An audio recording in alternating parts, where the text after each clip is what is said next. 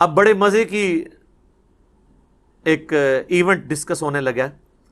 کلما دخل علیہا زکریا المحراب، جب کبھی بھی زکریا علیہ السلام محراب میں داخل ہوتے، یعنی وہ ایک محراب نما حجرہ بنا تھا جہاں حضرت مریم عبادت کرتی تھی، تو ان کے ٹیچر کے طور پر یہ خالو بھی لگتے تھے اور ایج ڈیفرنس بھی بہت زیادہ تھا اور پیغمبر بھی. جب کبھی وہ داخل ہوتے محراب میں، وجد عندہا رزقا، تو وہاں پہ وہ رزق پاتے. اللہ اکبر. وہ رزق ایک غیر معمولی رزق، یہ نہیں کہ کوئی آ کے نذرانہ چڑھا کے چلا جاتا تھا، ورنہ تو حضرت زکریا کو پتا ہوتا کہ یار یہ تو فلاں دے گیا ہے. بے موسمی پھل بھی ہوتے، موسم والے بھی، بڑے زبردست قسم کا فروٹ جو لگتا نہیں تھا کہ وہ قریب سے آ سکتا ہے. تو حضرت زکریا علیہ السلام نے ان سے پوچھا، قال یا مریم انا لکی ھذا، اے مریم یہ کہاں سے تیرے لیے یہ اتنا فروٹ آ جاتا ہے، ایسا رزق آ جاتا ہے. آپ ذرا پیری مریدی کے رشتے میں ذرا دیکھیں اس کو. پیر ہیں حضرت زکریا، اور دنیا کے بنائے ہوئے پیر نہیں، اللہ کے بنائے ہوئے پیغمبر. اور شاگرد بھی کوئی عام نہیں ہے، سیدہ مریم ہے. اور پیر اپنے مرید سے، مریدنی سے، یا اپنے سٹوڈنٹ سے پوچھ رہا ہے کہ یہ تیرے اوپر جو اتنا فضل و کرم ہے، خاص بے موسمی پھل ہیں، یہ کہاں سے آ گئے؟ آپ کے پاکستان کے مرید ہوتے تو کہتے ہیں حضور تہاڈی نگاہ مرشد ہے.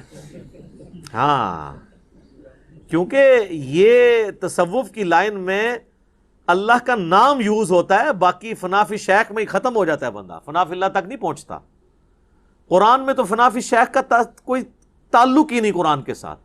قرآن میں رسول کی یا خلیفہ کی بیعت ہے، اور وہ بھی مشروط ہے اللہ کے ساتھ. رسول اللہ نے بھی بیعت لی نا حدیبیہ کے موقع پر، تو سورہ فتح میں آیا کہ اے نبی یہ جو تم سے بیعت تم لے رہے ہو نا جن کی، یہ ان کے ہاتھوں پہ اللہ کا ہاتھ ہے. اور سورہ توبہ میں اللہ نے فرمایا کہ اللہ نے مومنین کی جانیں اور مال جنت کے بدلے میں خرید لی ہیں، ایسی بیعت پر خوشیاں مناؤ. بیعت کہتے ہیں بیچنے کو، بائے لفظ استعمال ہوتا ہے. انسان کسی انسان کے آگے اپنے آپ کو نہیں بیچ سکتا، صرف اللہ ہی ہے جس کے سامنے آپ بیچ سکتے ہیں. پیغمبر بھی آن دا بہاف آف گاڈ آپ سے بیعت لیتا ہے. یہاں تو کہتے ہیں نہیں، پہلے فنا فی شیخ ہوتا ہے، پھر فنا فی رسول ہوتا ہے، پھر یہ ہوتا ہے، فلاں یہ ہوتا ہے، کرتے کرتے کدھر تک لے جاتے ہیں. وہ فنا فی شیخ میں ہی مر جاتے ہیں. تو یہاں پہ شیخ پوچھ رہا ہے تو وہ مرید یہ نہیں کہہ رہا کہ حضور نگاہ مرشد ہے، حضور آپ کی ساری برکتیں ہیں، آپ کا ہی فیض ہے. نہیں، جواب جو ہے وہ بڑا عجیب ہے. ویسے قرآن و سنت کی جو ڈاکٹرن ہے اس میں بالکل یہی جواب دینا چاہیے، چاہے پیغمبر بھی سامنے موجود ہو نا، تو یہی کہنا چاہیے کہ یہ اللہ کا فضل ہے.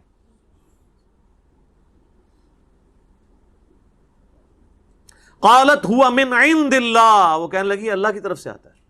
اللہ اکبر. ان اللہ یرزق من یشاء بغیر حساب، بے شک اللہ جسے چاہتا ہے بغیر حساب و کتاب کے رزق عطا فرما دیتا ہے. اب یہاں تو ہونا چاہیے تھا بھی تجھے بات کرنے کی تمیز نہیں ہے، میں نہیں اللہ کو مانتا، تو مجھے بتا رہی ہے کہ اللہ کی طرف سے، اللہ کی طرف ہی آتا ہے سارا کچھ، اللہ ہی کرتا ہے. پر کوئی ساڈا بھی وچ نظر ہے نا، فیض ہے نا، ساڈے ہی صدقے تسی کھا رہے ہو نا. صدقے صدقے سب انڈیا پاکستان بنگلہ دیش دیا بیماریاں نے. قرآن میں یہ چیز نہیں ہے. قرآن بالکل واضح ہے اپنے عقائد اور نظریات کے اندر. اور نبی علیہ السلام کی اگر زندگی آپ دیکھیں تو وہ تو آپ کو اس معاملے میں بہت سینسٹیوٹی کا لیول نظر آئے گا. صحیح مسلم میں حدیث ہے، کتاب الجمعہ چیپٹر میں، جمعے والے چیپٹر میں، نبی علیہ السلام کے سامنے ایک صحابی نے خطبہ دیتے ہوئے کہا،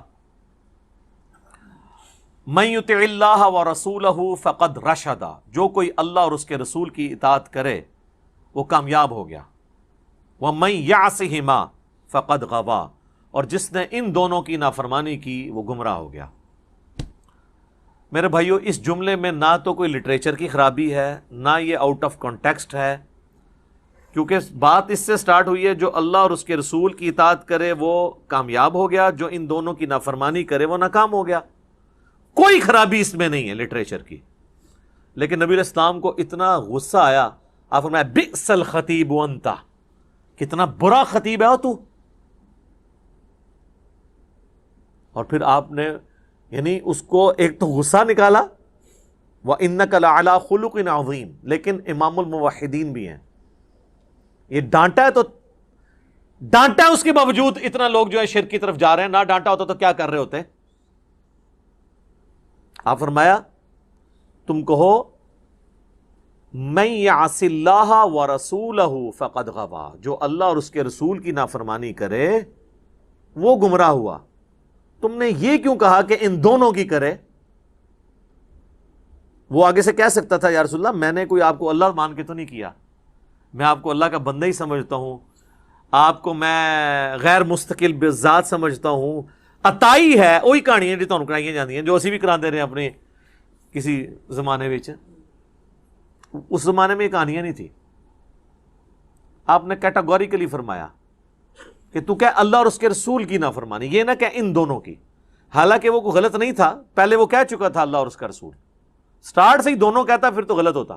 لیکن نبی علیہ السلام نے احتیاط کا یہ پہلو رکھا. اور ابو داؤد میں اس کا ایک طریقہ ہے، اس میں آگے الفاظ ہیں. آپ نے فرمایا قم اذهب، اٹھ اور ادھر سے نکل. اتنا غصہ.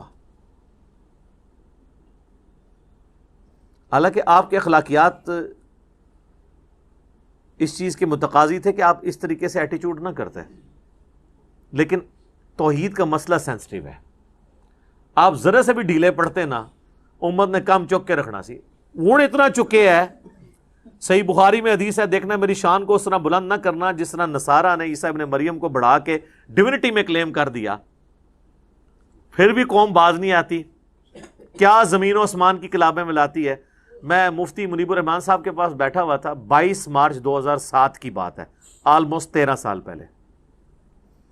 تو مجھ سے فرمانے لگے کہ میں تو نعت خانوں کی مجلس میں جانا اب چھوڑ گیا ہوں، یہ شرکیاں نعتیں پڑھتے ہیں. میں حیران ہو گیا، جی مفتی منیب صاحب کہہ رہے ہیں شرکیاں پڑھتے ہیں. وہ کیڑا اتنا وڈا شرک ہے، ایڈا موٹا گاڑا شرک جڑا مفتی صاحب کو نظر آ رہا ہے. تو کہتے ہیں یہ دیکھو نا، یہ پڑھتے ہیں خدا کا پکڑا چھڑائے محمد، محمد کا پکڑا چھڑا کوئی نہیں سکتا. تو ان کو شرم نہیں آتی ہے؟ یہ شان الوہیت اور شان رسالت کا مقابلہ کرواتے ہیں. الفاظ دیکھیں، یہ کیا رسول اللہ یہ بات سن سکتے ہیں کہ خدا کا پکڑا چھڑائے محمد، محمد کا پکڑا چھڑا کوئی نہیں سکتا؟ سر پکڑتا بھی خدا ہے، چھڑاتا بھی خدا ہے. ذریعہ کسی کو بناتا ہے اور اس کو بھی اذن دیتا ہے اپنی اجازت سے. اسی لیے قرآن میں بار بار ہے شفاعت بھی اللہ کی ہے. من ذا الذی یشفع عندہ الا باذنہ، دھونس نہیں ہے، بالاذن ہے. یہ اس طرح کے جملے بولنا، پھر اس کو کہنا دیکھیں نا جی وہ قیامت دن لوگ پکڑے جائیں گے تو حضور چھڑوا لیں گے. سر وہ یہ آپ نبی علیہ السلام کے سامنے ذرا بات کر کے دیکھیں، نبی علیہ السلام کیا دھونس سے چھڑوائیں گے؟ اس طرح کے جملے بولنا. یہاں دیکھ لیں نبی علیہ السلام نے اس کو یہ بھی نہیں کہنے دیا کہ جس نے ان دونوں کی نافرمانی کی. اس کو کہتے ہیں مزاج رسول صلی اللہ علیہ وسلم.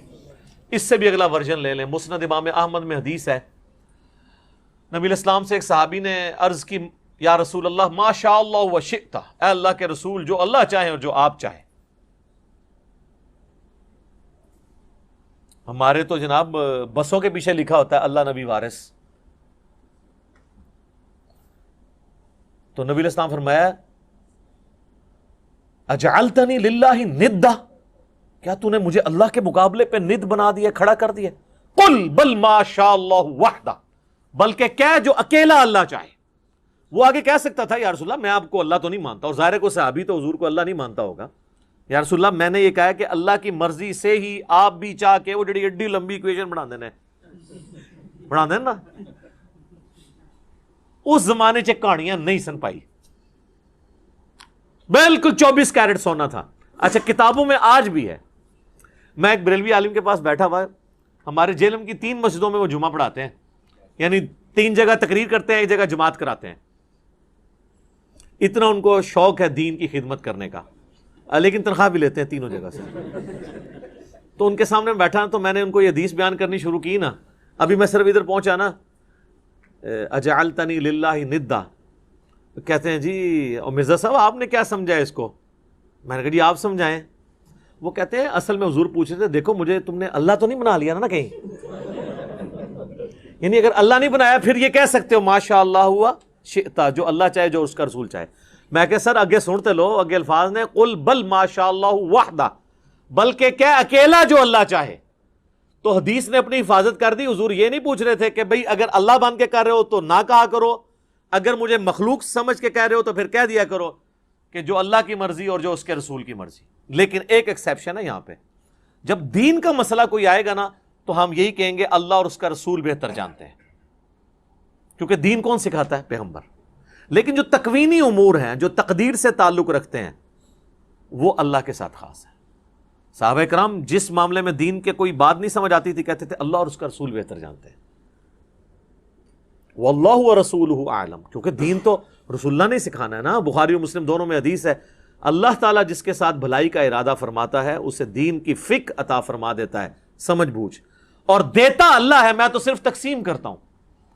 نبی علیہ السلام نے کہا یہ جو دین بھی میں سکھا رہا ہوں نا, یہ میں اپنی کوئی بات نہیں سکھا رہا, اللہ مجھے دیتا ہے. وما ينطق عن الهوى ان هو الا وحی یوحى. اسی کو پکڑ کے پھر والا حضرت نے شعر کہہ دیا نا, رب ہے معطی یہ ہے قاسم, رزق اس کا ہے کھلاتے یہ ہیں. وہ کہتے ہیں یہ رزق بھی رسول اللہ ہی تقسیم کر رہے ہیں, حالانکہ اس میں علم دین کی بات ہوئی تھی. آدھی بات پکڑ لی, اور وہ آپ دیکھیں حدیث بھی آدھی لکھی ہوتی ہے, واللہ معطی وانا قاسم, پیچھے بھی کچھ الفاظ نے, اور اس میں امام بخاری نے باب باندھا ہے کہ اللہ تعالیٰ جس کے ساتھ بھلائی کا ارادہ فرماتا ہے اسے دین کی سمجھ بوجھ عطا فرما دیتا ہے. یہ دین کے معاملے میں ہے, باقی معاملات میں آپ یہ نہیں کہہ سکتے جو اللہ چاہے اور جو اس کا رسول چاہے, نہیں, جو اللہ چاہے. اسی لیے دیکھیں ہماری ٹریڈیشن میں بھی اللہ کا شکر ہے یہی چیزیں ہیں. ہم کسی چیز کو بھی نظر سے بچانے کے لیے کیا کہتے ہیں؟ ماشاء اللہ. کسی نے آج تک کہا ماشاء اللہ و رسول؟ مستقبل کے لیے ارادہ کرتے ہیں تو ہم کیا کہتے ہیں؟ انشاءاللہ. کسی نے کہا کبھی انشاءاللہ و رسول؟ ٹریڈیشن میں, کتابوں میں ہر چیز اپنی جگہ صحیح فٹ ہوئی ہوئی ہے. ہاں باقی پھر جب اس میں خرابیاں آنا شروع ہوتی ہیں تو پھر آپ دیکھیں اس میں تو پھر وہ پیر کو بھی بیچ میں ڈال لیتے ہیں. کئی لوگ ہیں وہ اپنے کئی ایک دنیاوی معاملات میں بھی کہتے ہیں نہیں پہلے میں پیر صاحب سے مشورہ کروں گا پھر میں اس کے مطابق چلوں گا. یہ ان کی یعنی ایک گراوٹ کا لیول ہوتا ہے. تو یہ حضرت سیدہ مریم نے امت کو عقیدہ دے دیا ہے, اپنی ماننے والوں کو بھی اور ہمیں بھی, ہم بھی ان کے ماننے والے ہیں کہ آپ نے یہی کہنا ہے کہ اللہ جسے چاہتا ہے بغیر حساب و کتاب کے رزق دیتا ہے. آپ جب حضرت زکریا علیہ السلام نے یہ بات سنی نا, سر دیکھیں, ہنالک دعا زکریا ربہ, این اسی وقت اسی جگہ پر, دیر اینڈ دین. ہنالک عربی میں استعمال ہوتا ہے اسی وقت اسی جگہ پر دعا کر دی انہوں نے. قال رب ہب لی من لدنک ذریۃ طیبہ, اے رب میرے مجھے اپنے پاس سے ایک پاکیزہ اولاد عطا فرما, انک سمیع الدعاء, بے شک تو دعاؤں کا سننے والا ہے.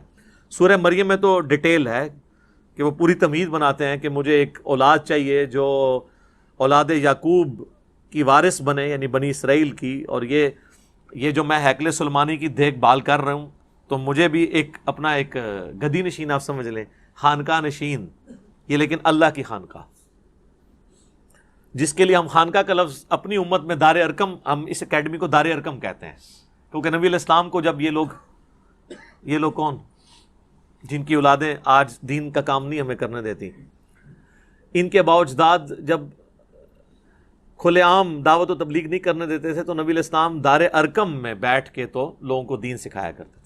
اس لیے ہم نے اپنی اس اکیڈمی کا نام دار ارکم رکھا ہوا ہے اس اعتبار سے. تو خانقاہ کا لفظ بھی آپ یوز کر سکتے ہیں, لیکن وہ چونکہ اب کافی بدنام ہو چکا ہے تصوف کی وجہ سے, اس لیے دار ارکم. پھر جب ہمارے نبی کی سنت دار ارکم ہے تو ہم کیوں ہیکل کا لفظ یا معبد کا لفظ استعمال کریں؟ ہمیں وہی ٹرمز یوز کرنی چاہیے. عبادت گاہ کے لیے مسجد کی ٹرم, اسی لیے ہم نے مسلم کی ٹرم بھی عام کی ہے کہ نہ میں وابی نہ میں بابی, میں ہوں مسلم علمی کتابی. آپ ساری وہ ٹرمنالوجیز یوز کریں جو قرآن اور سنت کے اندر آئی ہیں, فخر کے ساتھ کریں. مؤمن, مسلم, مسجد, یہ سارے الفاظ استعمال کریں.